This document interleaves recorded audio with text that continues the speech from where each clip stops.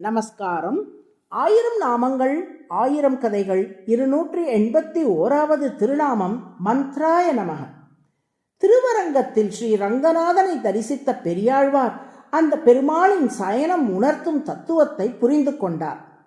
தனது வலக்கையை தலைக்கு அணையாக வைத்தபடி இடக்கையை தன் திருவடி நோக்கி நீட்டு கொண்டல்லவா அரங்கன் துயில் கொள்ளுகிறார்.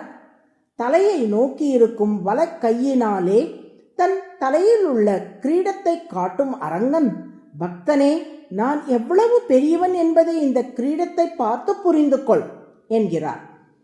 திருவடியை நோக்கி நீண்டிருக்கும் இடது திருக்கரத்தால், பக்தனே, நான் பெரியவன் என்பதை உணர்ந்து விட்டாயல்லவா, எனது திருவடிகளை வந்து பிடித்துக்கொள், உன்னை பிறவி பெருங்கடலிலிருந்து நான் காப்பாற்றுகிறேன் என்று அரங்கன் சொல்லுகிறார். விரைவில் முக்தி அடைந்து வைகுண்டத்தில் இறைவனுக்கு தொண்டு செய்ய வேண்டும் என்று துடித்துக் கொண்டிருந்த பெரியாழ்வார் அரங்கனிடம் தனக்கு முக்தியாகிற வைகுண்டத்தை அருளும்படி பிரார்த்தனை செய்கிறார்.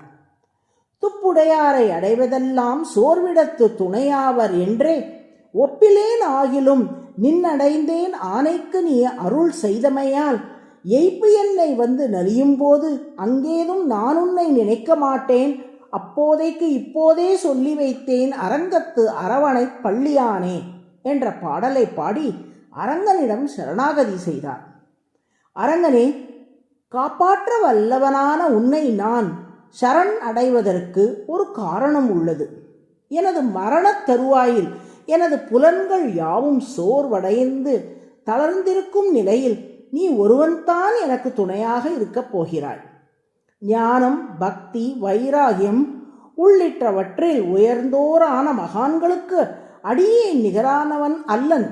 எனினும் நீ அடியேனை கைவிடாமல் அருள்வாய் என நம்பி உன்னை சரண் அடைந்துள்ளேன் என்றார் பெரியாழ்வார்.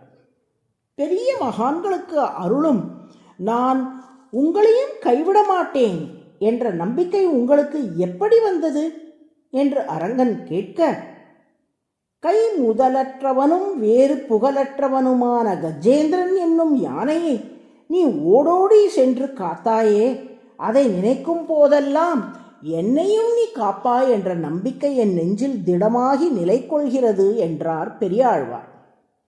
அதற்கு அரங்கன், பெரியாழ்வாரே, முக்தி என்பது மரணத்துக்கு பின் பெற வேண்டிய ஒன்றாகும். இப்போதே ஏன் முக்தி கேட்கிறீர்கள்?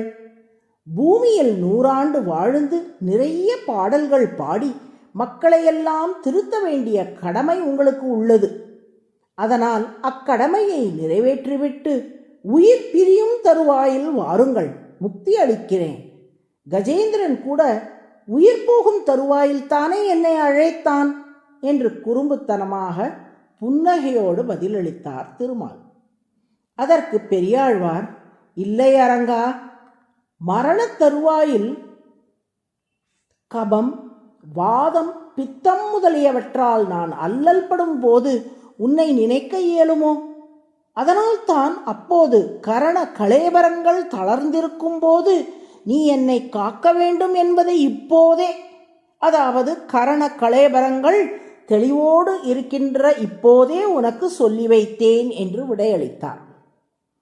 அவ்வாறு நான் காக்க வேண்டிய நிர்பந்தம் என்ன என்று அரங்கன் வினவ, நீ வைகுண்டத்தையும் பார்க்கடலையும் விட்டுவிட்டு அரங்கத்தில் வந்து பள்ளி கொண்டிருப்பதே எங்களை எல்லாம் காக்கத்தானே, அதனால் நீ காப்பாற்றியே தீர வேண்டும் என்றார் பெரியாழ்வார்.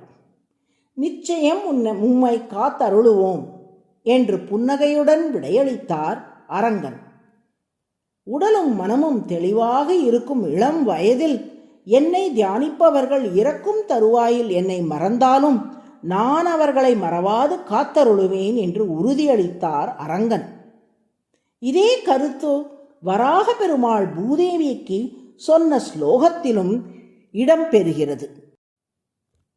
மனசி சுஸ்வஸ்தே ஷரீரே சதி யோ நரஹா தாத்து சாம்யே ஸ்திதே ஸ்மர்த்தா விஸ்வரூபஞ்ச மாமஜம் ததஸ்தம் ரியமாணந்து காஷ்டபாஷான சந்நிபம் அகம் ஸ்மராமி மத்பக்தம் நயாமி பரமாங்கதி.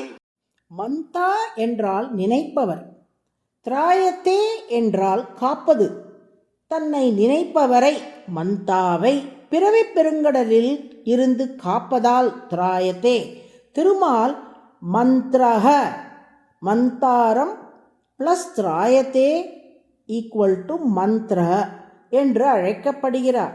அதுவே சஹஸ்ரநாமத்தின் 281வது திருநாமம். மந்த்ராய நம என்று தினமும் சொல்லி வரும் அன்பர்களை திருமால் நிச்சயம் காத்தருளுவார். நாராயண நாராயண.